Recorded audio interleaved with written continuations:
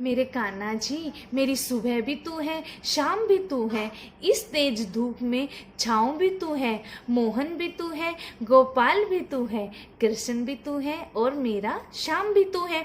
आप सभी को मेरी राम राम, जय श्री श्याम। आज हम श्रीमद् भगवत गीता का छठा अध्याय करेंगे। छठा अध्याय। भगवान श्री कृष्ण जी बोले, हे अर्जुन, जिसकी कर्म फल में आसक्ति नहीं और कर्मों को करता है वह सन्यासी और योगी है, और जिसने हवन आदि लौकिक कर्म छोड़ दिए हैं वह योगी नहीं है। हे अर्जुन, जिसको सन्यासी कहते हैं उसी को कर्म योगी जानो, क्योंकि संकल्पों का त्याग किए बिना कोई योगी नहीं हो सकता। जो मुनि योग प्राप्ति की इच्छा रखते हैं उनके लिए उनका साधन कर्म ही है, और उनके योगी होने पर उनका ज्ञान पूर्ण होने का साधन उनके चित्त का समाधान है। जब मनुष्य विषय और कर्मों की आसक्ति से छूट गया और वासनाओं को उसने त्याग दिया, उसी समय वह योगारूढ़ कहा जाता है। जिसने मन स्वाधीन कर लिया है वह अपना हितकारी है, और जिसने विवेक का त्याग किया वह स्वयं ही अपना शत्रु है। मन को जीतने वाले शांत स्वभाव मनुष्य ही आत्मा शीत उष्ण सुख दुख मान और अपमान इनके होने पर भी अत्यंत स्थिर रहती है। जिसने ज्ञान विज्ञान से अंतकरण को तृप्त कर लिया है, जो निर्विकार हो गया है, तथा जिसने अपनी इंद्रियों को वश में कर लिया है, जो मिट्टी पत्थर और सोने को एक सा समझता है वह योगी कहलाता है। सुहृदय मित्र शत्रु उदासीन द्वेषी मध्यस्थ द्वेष योगी योग्य बंधु वर्ग साधु और पापी, इन सब में जो समान दृष्टि रखता है वही श्रेष्ठ है।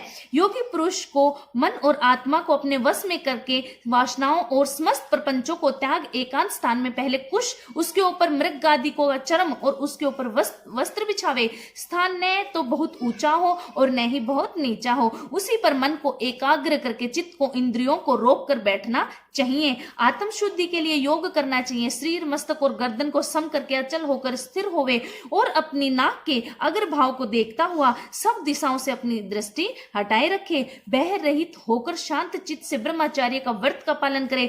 मन को रोककर मुझ में ही लीन हो, मन को योग में लगावे। इस प्रकार मन को वश में करने वाले योगी को निरंतर योगाभ्यास करते रहने से मुझ में रहने वाली और अंत निर्वाण पद अर्थात मेरे स्वरूप लीन करने वाली शांति प्राप्त होती है। हे अर्जुन, जो अधिक भोजन खाता है या अनेक दिन उपवास करता है, जो बहुत सोता है या बहुत जागता है, उसको योग प्राप्त नहीं होता। जो उपयुक्त आहार और विहार करता है तथा कर्मों का योग रीति से पालन करता है तथा जो यथा समय सोता और जागता है, योग ऐसे पुरुष को दुख मिटा देता है। तब संयम को प्राप्त हुआ चित्त अपनी आत्मा में ही स्थिर हो जाता है और सब कामनाओं से निर्वृत्त हो जाता है। तभी योगी मोक्ष पद पा जाता है। जिस प्रकार वायु रहित स्थान पर रखा हुआ दीपक चलायमान नहीं होता, उसी प्रकार योगी अपने चित्त को निश्चल रखकर अपना संयम रखता है और अंतकरण की समाधि लगाता है। जिस जिस अवस्था में योगा अभ्यास के कारण चित्त का वेग रुक कर विषयों में पृथक होने लगता है, और जब शुद्ध अंतकरण से आत्मा को ही देखकर आत्मा में ही संतुष्ट होता है, उस अवस्था में वह अत्यंत सुख जो इंद्रियों द्वारा जाना नहीं जा सकता वरन केवल बुद्धि से जाना जाता है, अनुभव करता है। और जब वह योगी आत्म स्वरूप में स्थित हो, उससे विचलित न हो, जिस अवस्था को पाकर फिर और कोई बड़ा भारी दुख उसे वहां से चलायमान नहीं कर सकता, इस अवस्था को दुख संयोग वियोग कारक योग नामक जानना हो, सो निर्विकल्प चित्त से निश्चय करके ही करना चाहिए। संकल्प से उत्पन्न होने वाली समस्त कामनाओं को त्याग कर और मन में सकल इंद्रियों को चारों ओर से रोक कर धैर्य के साथ बुद्धि को अपने अधीन कर धीरे धीरे विषयों से दूर हटे और भली भांति मन को आत्मा में स्थिर करके किसी पदार्थ की चिंता न करे। वह चंचल और अस्थिर मन जिधर जिधर जावे उधर उधर से इसको हटाकर आत्मा के वश में करना चाहिए। इस प्रकार शांत चित्त तथा रोज रजोगुण से रहित निष्पाप तथा ब्रह्मारूप योगी को उत्तम सुख प्राप्त होता है। इस रीति से निरंतर योगा अभ्यास करने वाला योगी समस्त पापों से छूटकर सहज ही उस परम सुख को पा लेता है। इस प्रकार शांत चित्त तथा रजोगुण से रहित निष्पाप तथा ब्रह्मारूप योगी को उत्तम सुख प्राप्त होता है। इस रीति से निरंतर योगा अभ्यास करने वाला योगी समस्त पापों से छूटकर सहज ही उस परम सुख को पा लेता है जो ब्रह्मा के संयोग से प्राप्त होता है। जिसका मन योग में स्थिर हो गया है, उसकी दृष्टि भी सर्वत्र समान हो जाती है। वह सब प्राणियों में अपने को और अपने मन में सब प्राणियों को देखता है। जो सब में मुझको और मुझ में सबको देखता है, उससे मैं अलग अलग नहीं हूँ और वह मुझसे अलग नहीं है। जो अभेद भाव से रहता है वह सब प्राणियों में स्थिर हो मेरा मनन करता है। वह योगी चाहे जिस अवस्था में रहे मुझसे मिलता है। हे अर्जुन, जो सब प्राणियों के दुख सुख को अपने दुख सुख के समान समझता है और सबको समभाव से देखता है, वही श्रेष्ठ योगी है। अर्जुन ने कहा कि हे मधुसूदन, आपने जो यह योग सिखाया कि सबको अपने समान देखें, सो मन के चंचल होने के कारण उसकी दृढ़ स्थिति अपने में नहीं देखता हूं। हे श्री कृष्ण भगवान जी, मन बड़ा ही हठी है, पराक्रमी और दृढ़ है। इसको अधीन रखना तो मुझे वायु को बांध कर रखने के समान प्रतीत होता है। श्री कृष्ण भगवान जी ने कहा, हे महाबाहो, इसमें संदेह नहीं है कि मन अति चंचल है और इसे वश में करना बड़ा ही कठिन है। फिर भी हे अर्जुन, अभ्यास और वैराग्य से अधीन कर लिया जा सकता है। जिसका मन वश में नहीं उसका योग अत्यंत दुर्लभ है, ऐसा मत है। परंतु मन को वश में करने वाले प्रयत्न करते रहने से उपाय द्वारा इस योग को प्राप्त कर सकते हैं। अर्जुन ने कहा, हे श्री कृष्ण भगवान जी, जिसमें श्रद्धा तो है पर जो योग प्राप्त करने में सफल नहीं हुआ है और जिसका चित्त योग से विचलित हो गया है, वह योग सिद्धि नहीं पाने में किस गति को पहुंचता है। हे महाबाहो, जिसका पहला आश्रय भी गया और ब्रह्म प्राप्ति भी नहीं हुई, वह दोनों ओर से भ्रष्ट होकर विच्छिन्न मेघ के समान नष्ट तो नहीं हो जाता।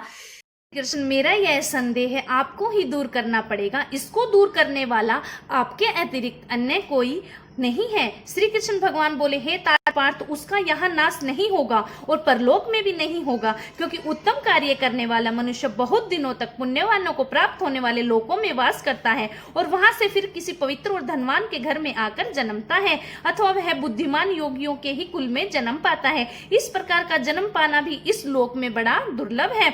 बड़े परिश्रम और यत्न से जो योग्य अभ्यास करता है, वह पापों से शुद्ध होकर अनेक जन्मों में प्रसन्न परिश्रम करके सफल होता है और परम गति को पाता है। बड़े बड़े तपस्वियों से योगी श्रेष्ठ है और ज्ञानियों से भी योगी श्रेष्ठ है। इसलिए हे अर्जुन, तुम योगी बनो, केवल मुझ में ही मन लगाकर मेरी प्राप्ति के लिए जो मेरा भजन करता है उसको समस्त योगियों के मध्य मैंने अत्यंत श्रेष्ठ माना है। इति श्री भगवत गीता शुक्ल ब्रह्मा विद्या योग शास्त्रे श्री कृष्ण अर्जुन संवादे आत्म संयम योगो नाम छठो अध्याय। छठे अध्याय का महात्म। श्री भगवान विष्णु जी बोले, हे लक्ष्मी जी, छठे अध्याय का महात्म सुनो। गोदावरी नदी के तट पर एक नगर था। वहां एक जनश्रुति राजा बड़ा धर्मज्ञ था। वह एक दिन नगर में हंस उड़ते उड़ते आ निकले। उनमें से एक बैठते ही उतावला हो गया। तब नगर में पंडितों ने कहा, हे हंस, तू ऐसे उतावला क्यों उड़ रहा है? क्या तू राजा जनश्रुति से भी पहले स्वर्ग को जाना चाहता है? तब उन पक्षियों में से जो सरदार था उसने कहा, इस राजा से भी बढ़कर एक रैयक मुनि श्रेष्ठ है, वह बैकुंठ का अधिकारी होगा। बैकुंठ लोक स्वर्ग से भी ऊंचा है। तब राजा ने मन में विचार किया कि मेरे से उसका पुण्य बड़ा हो गया यह हंस स्तुति करते हैं। यह विचार करके राजा ने कहा कि चलकर उनके दर्शन करने चाहिए। राजा ने सारथी से रथ मंगवाकर उस पर बैठकर प्रथम बनारस श्री काशी जी में जाकर गंगा स्नान कर ब्राह्मणों को दान दिया और शिवजी महाराज के दर्शन कर लिए। फिर लोगों से पूछा, यहाँ कोई रैयक मुनि रहते हैं? लोगों ने कहा नहीं। फिर राजा ने उत्तर दिशा को जाकर बद्री नारायण को पहुंचा। वहां से राजा का रथ चले नहीं। तब राजा ने कहा, मैंने पृथ्वी की परिक्रमा करी है परंतु किसी स्थान पर रथ नहीं अटका है। यहाँ कोई ऐसा पुण्यात्मा रहता है जिसके तेज से मेरा रथ नहीं चल रहा है।